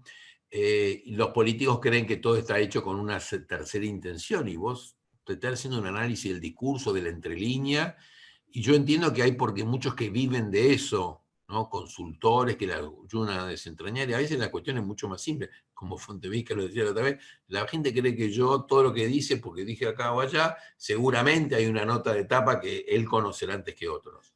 Entonces, yo en el Código FOPE incluso hay un artículo que dice, creo que pegado ese, de que el público debería conocer cómo trabajamos nosotros, cómo son nuestros métodos, que no deberían ser métodos de las centrales de inteligencia, ¿no? En Buenos Aires había, hace unos años, ahora creo que cerró, pero bueno, no sé, por ahí está abierto y hace rato que no veo por ahí. Había una casa ahí en la calle Paraguay, un local, a la casa del espía, ¿no? Entonces que vendía virome. Hay un amigo que le gustan todas las películas, los libros de John le Carré, además, entonces siempre se compraba algún artilugio, no sé para qué. Entonces era virome con camarita, el no sé qué cosa. Bueno, supongo que el público sería, no sé, gente de la CIDE que hacía trabajos de cuentapropismo, algún periodista y alguien que jugara a ser espía, algún abogado de temas de divorcio, qué sé yo, no sé. Pero en realidad nosotros los periodistas no somos fiscales, no somos jueces y tampoco somos servicio de inteligencia, o sea, no tenemos los mismos objetivos ni los mismos métodos. Hablamos con todos esos submundos que hay. El que hace policiales no habla con el comisario, habla con el comisario, con los agentes, con los presos es más difícil hablar, con los abogados saca presos, habla con la asociación de presos, con los familiares, con las víctimas, no hablas con uno solo, ¿no? Entonces, obviamente vas a estar hablando con gente, digamos, que se porta mal. Bueno, haces policiales, y si yo hago deportes no hablo solamente con el jugador, hablo con el representante, con el sponsor, con la exnovia, con el técnico que se peleó, con el que le sacó el puesto, en fin. Entonces, esto básicamente quiere decir que yo en este caso creo que primero las cosas, ya lo dice el Código FOPE, así que eso no va a ser, pero hubo discusión o debate del tema. Nosotros tenemos que distinguirnos, no somos un servicio de inteligencia, podemos hablar con ellos, pero pero sí establecer cuál es la diferencia. La secreto de la fuente de información para nosotros es un insumo básico, si no nadie va a querer hablar con nosotros.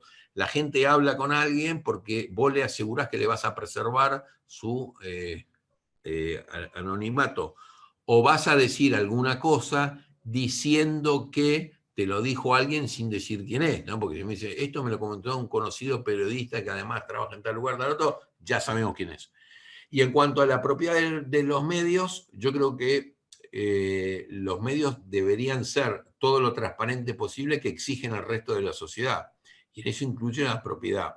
Si me preguntás a mí, es bueno que un medio, lo deseable sería que un medio no fuera dueño de un fondo de inversión, sino de una familia o un grupo familiar con alguien de carne y hueso, pero muchas veces terminan siendo dueños de un grupo mediático con intereses políticos, porque su negocio se lo da, como decían, dijo el mismo gobierno con los eskenazi, que eran expertos en mercados regulados, y todos entendimos de qué se trataba, ¿no es cierto? Y les quedó el mote, como el cláusula parrilla, ahí le quedó, pero eso pasó en el decreto que firmó, creo que firmó Néstor, o ya era Cristina, pero bueno, no me acuerdo, era así el texto. Y entonces, para mí, es un plus cuando el dueño es además un periodista, pero un periodista que tiene que entender el negocio. En eso, a mí que me tocó trabajar con Fontevecchia, creo que le saca luz desventajas a otro. Después alguien puede parecer un plomazo en las entrevistas. De hecho, él me preguntó a mí, total, estamos lejos, no nos va a escuchar, me preguntó qué me parecía el diario cuando reapareció, yo era columnista, y yo le hice 3 comentarios. Lo primero era este, que me parecía espectacular, que el dueño y el director del diario hiciera oficial de periodista, hiciera entrevistas y demás. La segunda le dije que las entrevistas eran un poco largas, porque eran 6 o 8 páginas del diario, me parecía un poco largo. Y la tercera, que solamente usted hace las entrevistas, no le gustó ni medio, durante dos meses ni me dirigió la palabra, pero es lo que sigo pensando. Pero bueno, ese es el plus, ¿no es cierto? Y de hecho, los editores periodísticos que salieron, que trascendieron, no gente porque eran santos, ni eran buenos, ni no sé qué. Justamente Ruiz hizo su tesis doctoral sobre Jacobo Timerman en La Opinión, y después hizo otro libro muy interesante sobre Julio Ramos, el fundador de Ámbito Financiero. Y lo que tenían como característica, básicamente, primero que eran unos cabrones terribles, tenían gente que los odiaba como que los amaba, pero además que hacían escuela, eran tipos que sabían y que sabían detectar talento y que trascendían a eso, y eran dueños y conocían el oficio cuál era. Ojalá que todos los directores y los directivos de medios o fueran así, o al menos respetaran el talento y supieran lo que se hace, ¿no? Un director técnico en un equipo de fútbol no necesariamente fue un buen jugador. Maradona fue el mejor jugador que tuvimos nosotros, como en la selección, y en la selección para mí fue un desastre. Para mí fue un desastre. O sea, un tipo que no se podía levantar a la mañana para dirigir entrenamiento, o sea, no puede ser director técnico. Bueno, es director técnico porque fue Maradona. O sea, no me gustó. Y estuvo ahí en Corrientes trabajando. Su primer laburo como técnico era en Bandillú. Tenía que ir con un ladero que tenía el título, y después cuando tenía el título tenía que ir con otro que se levantara a la mañana. Entonces, no necesariamente un buen periodista va a ser un buen directivo, pero tiene que entender, un buen técnico entiende, ¿no es cierto? Entiende quién tiene que estar en cada lugar, cómo alentarlo, cómo seguir, porque de nada te sirve tener una estrella si después no lo sabes jugar en el mismo equipo. Pero eso nos excede ya. El tema, para nosotros sería deseable, pero nosotros le hablamos a los periodistas. Y si me preguntás a mí o a Fernando Ruiz, me parece que lo bueno sería que los medios siguieran como tienen en el interior, digamos, en las ciudades medianas y chicas. El dueño del diario de la ciudad es una familia, ya no es uno, es una familia. El problema es cuando la familia se lo vende a uno que es dueño de un banco y de no sé qué, porque yo sospecho que no lo hace como negocio, sino que lo hace para promocionar o proteger otros intereses que tienen que ver con su negocio. Así es. Una pregunta de Ulises Pereira Coutinho, Tristán. Dice, buenos días. Yo quería volver sobre un punto que usted tocó al comienzo, sobre el hecho de que los periodistas debemos ser criteriosos en nuestro ejercicio de la profesión. Por tanto, quisiera saber su posición en cuanto al llamado periodismo militante, que hoy por hoy tiende a defender indefectiblemente todo sin analizar todos los detalles. Hablo de toda posición ideológica o pensamiento en general.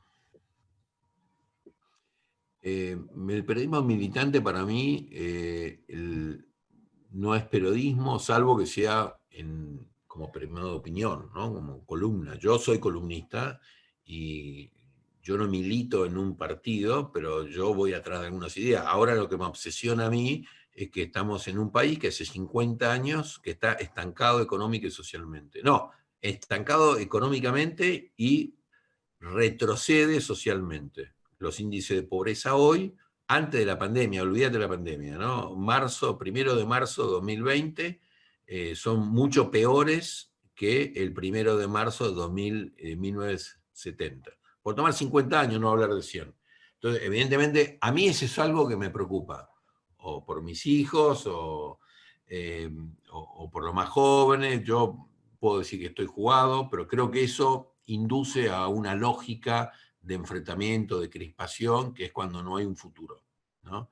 Entonces, yo milito esa idea de que tenemos que despertarnos y que yo no le echo la culpa a un gobierno o al de la vez pasada o a tal tema, sino que tiene que ver, hay algo que hicimos mal los últimos 50 años, y si me apuras más, cuando termine este gobierno 2023, son 40 años de democracia. Yo quiero seguir viviendo en democracia, no es que busco otra cosa, pero hay una deuda pendiente de la democracia con la ciudadanía argentina, de la cual yo me hago cargo porque yo he votado en creo que todas las elecciones, no sé si alguna vivía afuera y no voté, pero el resto sí, y que indudablemente no encontramos un modelo económico sustentable, inclusivo, en crecimiento, etcétera, etcétera, no lo encontramos. Nadie lo pudo proponer y cuando lo encontramos duró poco, o cuando era sustentable, inclusivo, o cuando era inclusivo no era sustentable, cuando era sustentable no era inclusivo, o no crecía. Ahora, si yo voy con esa idea, es una línea editorial hasta incluso. Ahora, militar todo, la verdad, me cuesta creer. Porque, a ver, ¿qué quiere decir militar? Es anteponer la idea a la realidad. Bueno, eso ya deja de ser periodismo. Es otra cosa y es muy noble y es muy legítima. Nosotros, si yo mañana voy a ser vocero de un ministro o vocero de un diputado, del presidente de la Cámara de Diputados, si me llama Sergio Massa, ¿no? Yo lo conozco a Massa, pero no soy amigo de él, pero me dice, no, yo te conozco, quiero que seas mi vocero, mi secretario de prensa, no sé qué historia. Bueno, ya dejo de ejercer el periodismo como tal para hacer otra tarea que me va a llamar porque yo conozco a los demás editores, conozco cómo es, conozco el timing, conozco cuándo me puedo enojar y cuándo puedo ser bueno, pero no va a ser periodismo. El periodismo va a ser un insumo de mi trabajo. Entonces el periodismo militante muchas veces antepone el deseo de transformar la realidad atrás de una idea política, y el periodismo es un medio para hacerlo, pero no es un fin. Entonces, de cualquier signo. Digamos, la búsqueda de la verdad o la ecuanimidad en presentar información o presentar en la información y, o sea, escuchar a las voces que están ahí, sucumben en el periodismo militante, porque normalmente elijo caricaturas de los que quiero defenestrar. Bueno, tuvimos el otro día una cosa que fue una caricatura, una presentadora de la televisión pública diciendo que una empresa de Loma de Zamora, no sé dónde, contrató 2 personas más, eran 5, ahora aumentó 40%, pero señora o señor editor, está bien, pero la gente no come vidrio, justamente una empresa de vidrio, pero sabe que esta empresa puede tener 2 más, o Mercado Libre contratar a 1000 empleados más, no 2, pero el promedio te da diferente, y sin echar culpa a nadie, es un tema, es la inactividad, la pandemia en todas partes del mundo. Exactamente. Quedan 5 minutos. Hay una pregunta en el chat y una estudiante, María Moya, que levantó la mano. Benítez Leonardo, en una parte del Código de Ética de FOPEA dice, entre otras cosas, que el periodista debe desalentar las declaraciones descalificatorias. Entendiendo esto, ¿en qué medida los periodistas pueden decir cualquier cosa sobre funcionarios u otras personas? Pregunta Leonardo Benítez. Y después, Eh, sí, sí. No, nunca, la respuesta es nunca. O sea, cualquier cosa nunca. Si el tipo es un, digamos, no sé si te acuerdan, hace unos años, cuando salió el tema de las casas de las casas de sueños compartidos, Jock Lender, ¿no es cierto? Jock Lender era el gerente de ese proyecto y los periodistas todo el tiempo hablan del parricida, parricida. Bueno, está condenado, estuvo condenado por matar a los padres. Ese señor es un parricida. No lo insulto, sonaba como fuerte recordarle todo el tiempo ese tema, ¿no? Entonces yo creo que ese es un caso extremo. Decir cualquier cosa, insultar, creo que no, porque estamos ejerciendo el periodismo, no somos un ciudadano de la calle, o sea, yo me bajo del auto y insulto al que me chocó, no sé qué cosa. Pero cuando soy periodista se supone que no puedo decir cualquier cosa si es un agravio. Esto incluso está protegido por el Código Penal, digamos, además. Y aun cuando yo quiero decir que tal hizo un negocio, afanó o esto o el otro, bueno, debería tener prueba, debería tener un montón de cosas, y aun cuando yo digo la cláusula Parrilli, no sé qué cosa, yo trato de entender por qué el señor Parrilli o el señor López, quien sea, digamos, piensa de que no tenemos que criticar a un juez, y no solamente una descalificación. Yo lo entiendo y creo que lo comenté acá, me parece que no entender cómo se maneja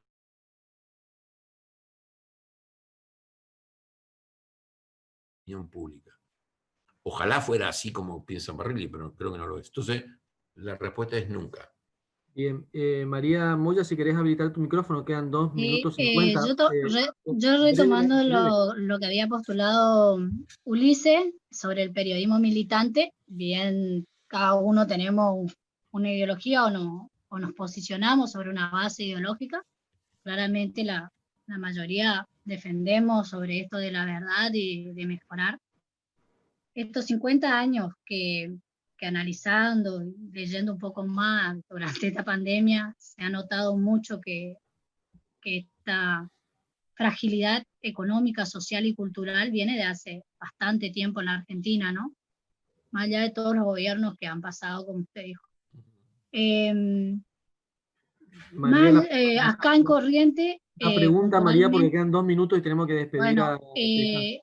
puntualmente, ¿por qué sería que un periodismo militante, porque vos militás hacia una ideología de verdad o consiguiendo la fuente de distintas manera que ya ahora no se hace esto que decía usted de buscar una lapicera con una camarita, sino que hay fuentes que corren tu mano y son verídicas y vos la podés constatar. ¿Por qué no poder hacer, plasmar estas denuncias o esta incoherencia con todo lo que dice la Constitución y lo que dice el FOPEA también en cuanto al periodismo eh, en los medios de comunicación nacional, acá por ejemplo de Corrientes, por ejemplo, las problemáticas que existen en Corrientes puntualmente?